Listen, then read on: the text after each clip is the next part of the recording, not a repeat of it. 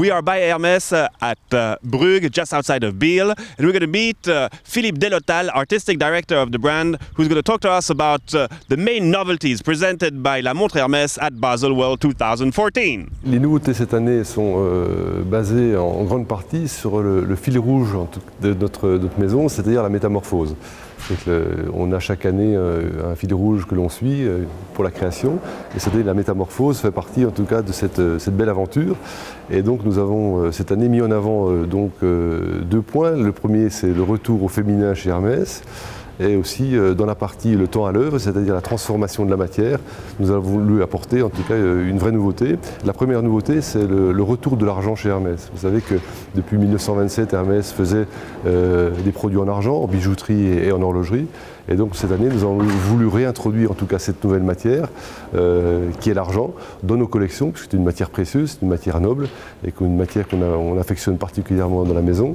Et le retour de l'argent dans les collections féminines fait partie en tout cas des nouveautés de cette année, avec en particulier le retour de la Nantucket, qui est un produit emblématique qui était fait donc en argent, et une pièce que vous connaissez, qui est la Cape Cod Tonneau, avec ce nouvel alliage. Donc un alliage tout à fait particulier, c'est un alliage qui sera en tout cas plus résistant au ternissement que les argents traditionnels que l'on utilisait précédemment. On a une ligne qu'on appelle la ligne Faubourg, qui est véritablement là un pied de nez aux grosses pièces et aux pièces importantes qu'on peut retrouver en tout cas sur les marchés. Là on est parti sur une pièce véritablement très élégante, très féminine. C'est une petite miniature, c'est une montre bijou avant d'être une montre.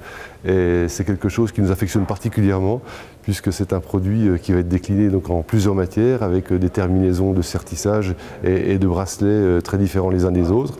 Véritablement, notre petite pièce Faubourg s'inscrit parfaitement en tout cas dans la simplicité et de la création de la maison. Dans les complications, vous savez qu'on a travaillé depuis plusieurs années dans un concept qu'on appelle donc le temps de l'imaginaire, qui est un concept particulier qui traite le temps horloger d'une manière tout à fait originale chez Hermès. Et cette année, pour vous donner suite au temps suspendu, qui était un produit en tout cas particulièrement intéressant dans son concept, on a présenté sur le modèle dressage le concept de l'or masqué. Alors l'or masqué, c'est un petit peu le miroir du temps suspendu, puisque vous savez que le temps suspendu, on décidait en tout cas de supprimer le temps, de passer dans un temps tout à fait particulier et de stopper le temps. Et là sur l'or masqué, on décide à un moment donné de choisir le temps. Donc vous verrez en tout cas cette magnifique pièce et cette pièce très originale avec justement ce concept particulier qui était développé complètement en interne.